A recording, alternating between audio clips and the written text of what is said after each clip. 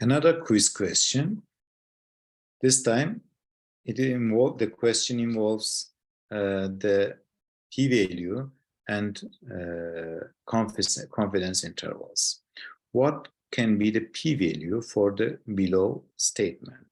The mean change in body weight from baseline to, this is also taken from a PubMed article, baseline to week 68 was minus 14.9% in the semaglutide group, as compared with minus 2.4 with placebo, for an estimated treatment difference of minus 12.4 percentage points.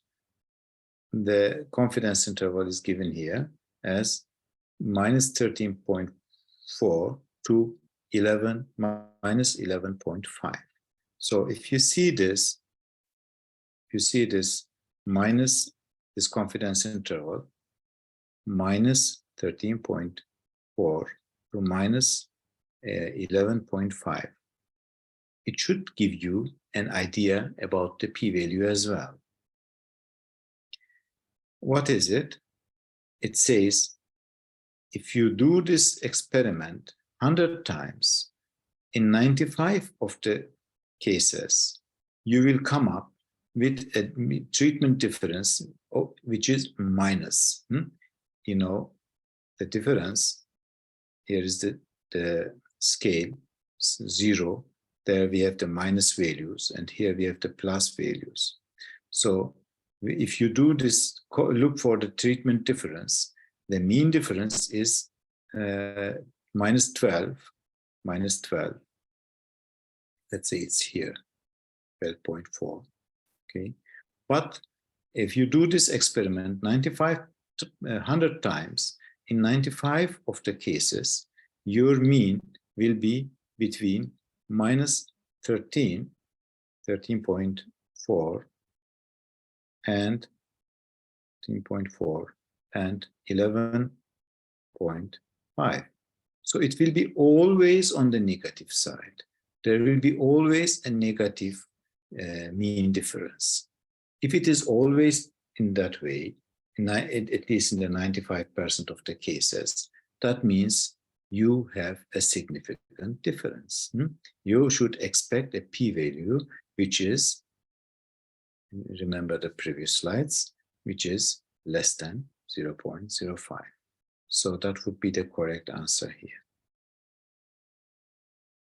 Okay, so the range of values that the confidence interval says that the range of values that include the true result.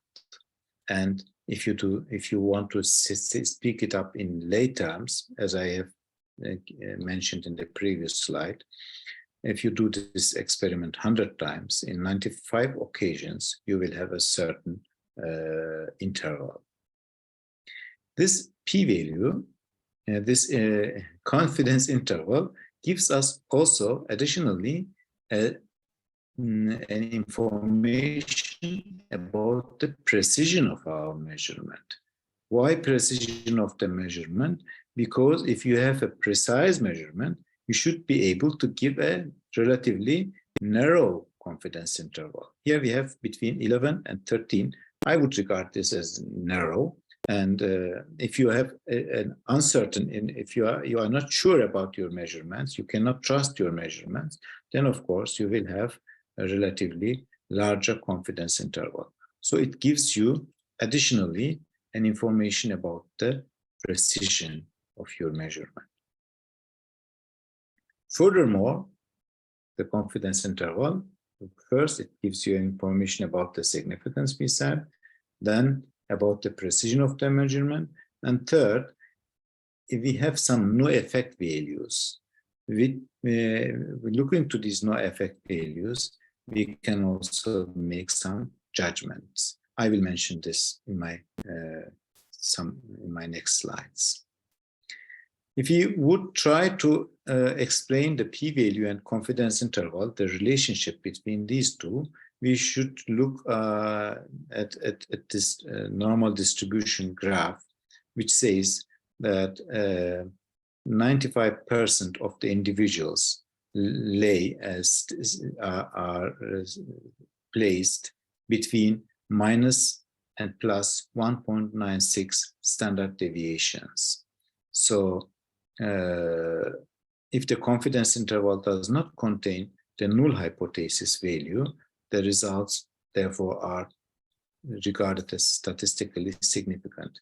If your measurement does not is not within these 95% if it is outside, that means there is some significant difference between your measurement and the population. I hope I could explain this in this brief time, but you may refer to the links I provide you in my slides. Another example of confidence interval, or another example of the 95% confidence interval from a paper. Look here, the pooled results. This is copied from one paper. The pooled results suggested a significant reduction in glycated hemoglobin, A1C. It's significant. If we see the significant, we should know that it is meaning that there is this 0.05 threshold. The p-value is less than 0.05.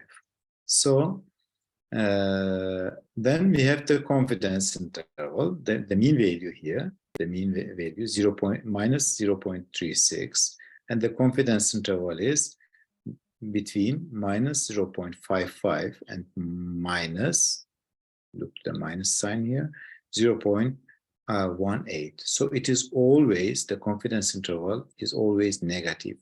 If it is always negative, we easily can conclude that this is significant.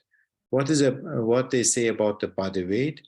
The body weight is also, the mean is -4, and the confidence interval between -4 and -3, etc. So looking at the confidence intervals, we easily conclude about our p-value.